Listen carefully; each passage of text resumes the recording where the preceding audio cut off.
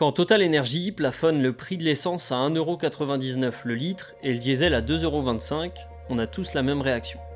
Tant mieux, ça fait moins mal au moment de passer en caisse.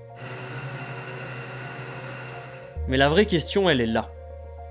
Comment un groupe comme Total peut afficher une essence moins chère que tous ses concurrents, bloquer les prix et dans le même temps annoncer 5,8 milliards de dollars, soit presque 5 milliards d'euros de bénéfices en 3 mois? La réponse, elle tient en une phrase. Total Energy ne gagne pas seulement de l'argent quand tu vas faire ton plein à la pompe. Le groupe Total, il vend, il fabrique, il fournit, il revend, il trade, il stocke, il raffine, et il garde aussi une relation directe avec des millions de clients finaux par le biais des stations-service et de leur propre société d'énergie. Quand on voit une station Total, on voit la partie la plus simple à comprendre. Ils vendent de l'essence au prix affiché sur la borne de la station-service. Et ce qu'il faut comprendre, c'est que Total, c'est pas un simple revendeur comme une grande surface telle que Leclerc par exemple. L'entreprise Total Energy, elle produit une partie de l'énergie qu'elle vend. Elle achète aussi sur les marchés financiers mondiaux, transforme le pétrole en produits utilisables, vend à des clients professionnels, vend en gros et vend en direct dans son propre réseau de distribution. Et c'est cette différence qui change tout. Parce que quand tu vends directement dans ta propre station, tu ne fais pas qu'écouler du carburant que tu as acheté.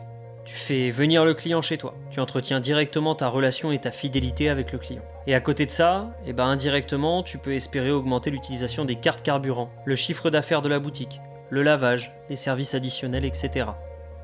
Et tout ça mis bout à bout, ça participe à ce qu'on appelle l'image de marque. Donc le blocage du prix, c'est pas seulement une ligne sur un tableau Excel, c'est aussi une manière pour Total de dire venez faire le plein chez nous.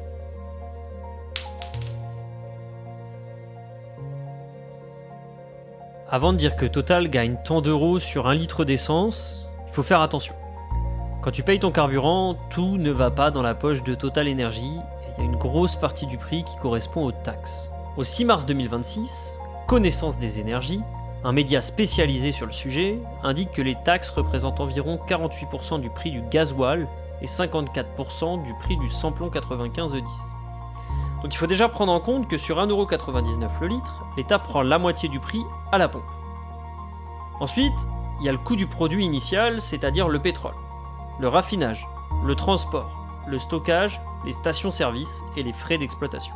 En gros, Total Energy, ils indiquent réaliser une marge moyenne d'environ 1 centime d'euro par litre avant impôt sur les carburants. Et c'est exactement à ce moment-là que le débat devient vraiment intéressant. Si tu regardes uniquement la marge visible à la pompe, tu as l'impression que le sujet est terminé et que Total gagne 1 centime d'euro au litre. Mais en réalité, t'as pas encore en tête le montage et tu n'as pas la marge opérationnelle de toutes les étapes, tu n'as en tête que la marge opérationnelle de la dernière. Faut avoir une première information en tête. Le pétrole brut, c'est pas de l'essence.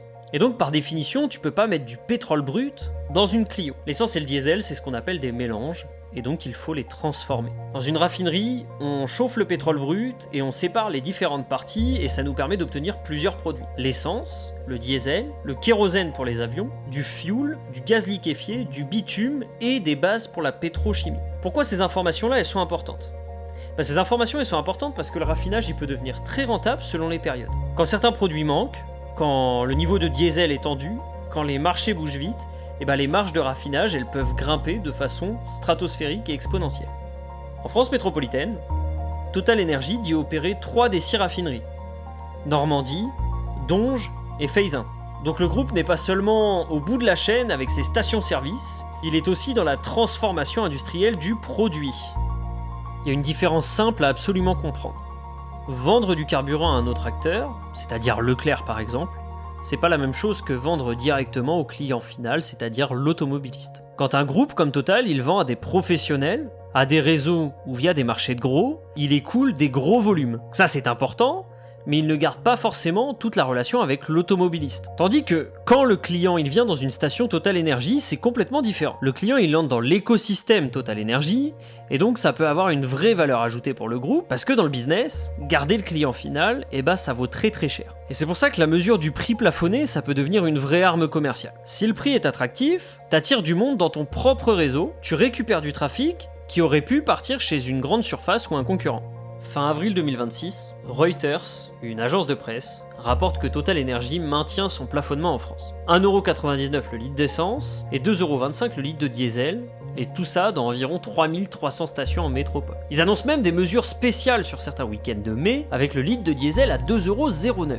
Pour nous, automobilistes, c'est des mesures réelles. Si tu payes moins cher ton plein, t'économises de l'argent. Et faut pas faire semblant que ça compte pas en ce moment. Mais pour Total Energy, ce prix il a aussi une valeur stratégique. Quand le carburant devient un sujet anxiogène, le groupe prend une position très forte. Il devient l'enseigne qui protège le portefeuille des Français au moment où tout le monde parle du prix du plein. Et surtout, ce prix il peut déplacer les clients. Au lieu d'aller faire le plein ailleurs, tu vas chez Total. Même si la marge par litre elle est serrée et que la station est un peu plus loin, le réseau il gagne du passage, de la visibilité, des ventes annexes, des clients particuliers et professionnels, et une image beaucoup plus favorable aux yeux des Français. Et c'est là qu'on commence à avoir en tête que c'est pas forcément de la charité et que c'est pas forcément du cynisme.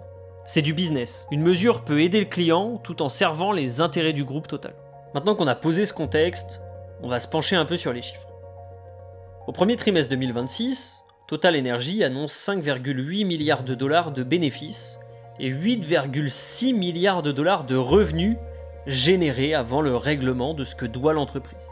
Et le plus intéressant dans tout ça, c'est pas seulement le total, c'est la répartition, et là vous allez comprendre beaucoup de choses. La branche de Total dédiée au raffinage et à la chimie annonce 1,6 milliard de dollars de bénéfices.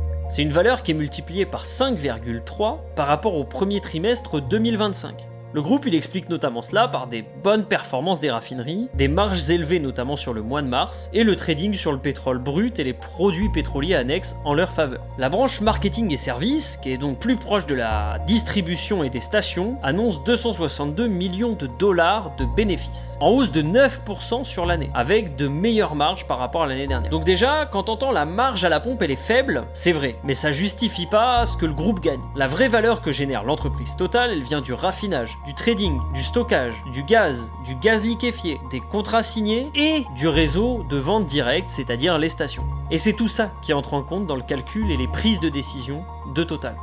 Sur le sujet géopolitique, il faut éviter les phrases trop simples et les conclusions rapides. Une crise au Moyen-Orient, c'est pas automatiquement une bonne nouvelle pour Total Energy, contrairement à ce que tous ces éléments pourraient nous faire penser. D'un côté, ça peut faire mal sur certains points. Dans ses résultats, Total Energy indique qu'à la fin avril, des productions ont été arrêtées au Qatar, en Irak et au large des Émirats Arabes Unis. D'après les chiffres, ça représente environ 15% de la production totale du groupe. Donc il faut tout de même garder en tête qu'une crise peut bloquer des volumes et créer des risques énormes. Mais de l'autre côté, cette même crise peut soutenir les prix du pétrole, du gaz, du diesel, du gaz naturel liquéfié et créer de la volatilité. Et la volatilité, pour un groupe capable de stocker, vendre, acheter, arbitrer et trader, ça peut devenir une opportunité. Parce que si tu produis quand ça coûte 70$ le baril et que tu le revends à 110$, tu ne payes que le coût de stockage. C'est ce que Total Energy dit dans ses résultats. Ses activités de trading sur le pétrole brut, les produits pétroliers et le gaz liquéfié ont bénéficié d'un environnement favorable. Donc en gros, les tensions géopolitiques elles peuvent coûter cher sur certains actifs à Total,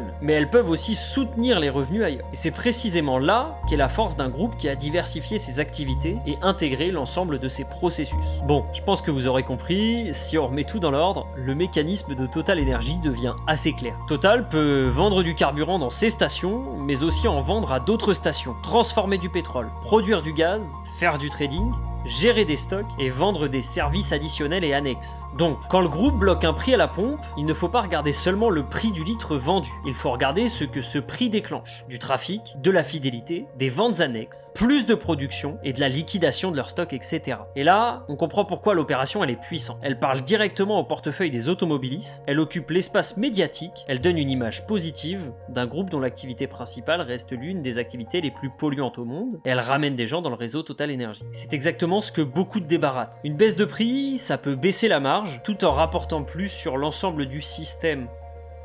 La prochaine fois que tu vas faire ton plein chez Total, la bonne question à te poser, c'est pas combien ils perdent sur ce litre en aidant les Français. La vraie question, c'est qu'est-ce qu'ils gagnent vraiment dans cette mesure? Et la réponse, c'est celle-ci. Ils peuvent gagner du trafic, de la relation client, des ventes annexes, de la fidélité, de l'image. Et pendant ce temps, le groupe il continue aussi à faire de l'argent dans d'autres parties de la chaîne.